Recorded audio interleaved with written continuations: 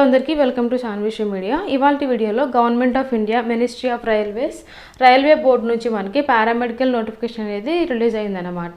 So ఇది ఇంతకు ముందే మనకి రిలీజ్ అయింది. సో అఫీషియల్గా అనేది మనకి సెప్టెంబర్ లోపల మనకి అప్లికేషన్ ప్రాసెస్ ఎలా అప్లై చేసుకోవాలి అఫీషియల్గా మనకి అన్నీ క్లియర్గా మనకి తెలుస్తుంది అనమాట. సో ఇందులో వచ్చేసరికి పారామెడికల్ పోస్టులు అనేవి రైల్వే అంటే జోనల్ బట్టి రైల్వే జోనల్స్ని బట్టి మనకి డివైడ్ చేసి ఉంటుంది అనమాట. So south zonal, east zonal, north zonal అలా అనమాట.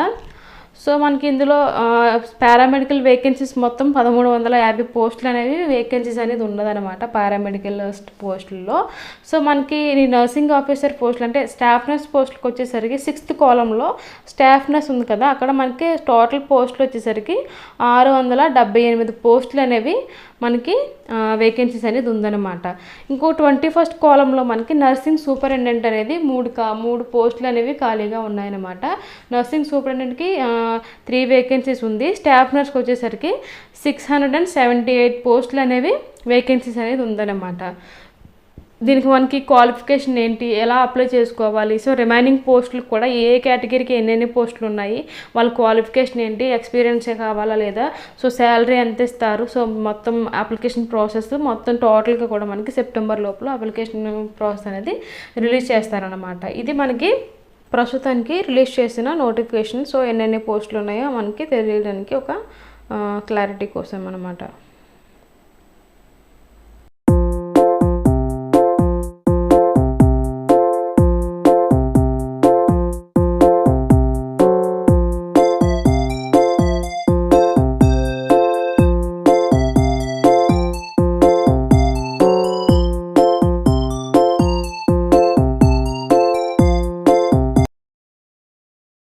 కింద కాలంకి వచ్చేసరికి అంటే మనకి ఏ జోనల్లో ఎన్ని పోస్టులు అనేవి ఉన్నాయి, సో ప్రతి ఒక్క పోస్ట్కి క్లియర్ కట్గా ఏ జోనల్లో ఎన్ని పోస్టులు ఉన్నాయో వేకెన్సీస్ అనేది ఇక్కడ కింద మనకి కాలం ఇచ్చారు కదా, దాంట్లో మనకి క్లియర్గా మెన్షన్ చేశారనమాట.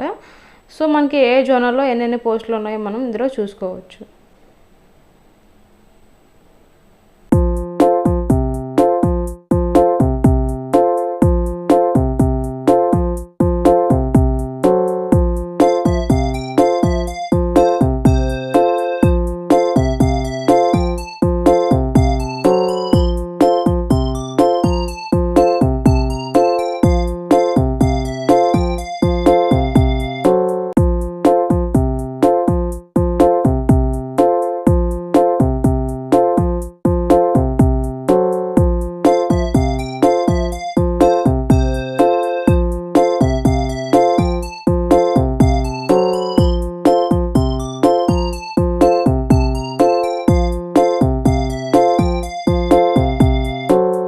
సో ఇదన్నమాట ఇవాల్టి వీడియో. సో ఈ వీడియో కనుక మీకు నచ్చినట్లయితే ప్లీజ్ లైక్ చేయండి, షేర్ చేయండి. అలాగే నా ఛానల్ శాన్విషి మీడియాని సబ్స్క్రైబ్ చేసుకోండి.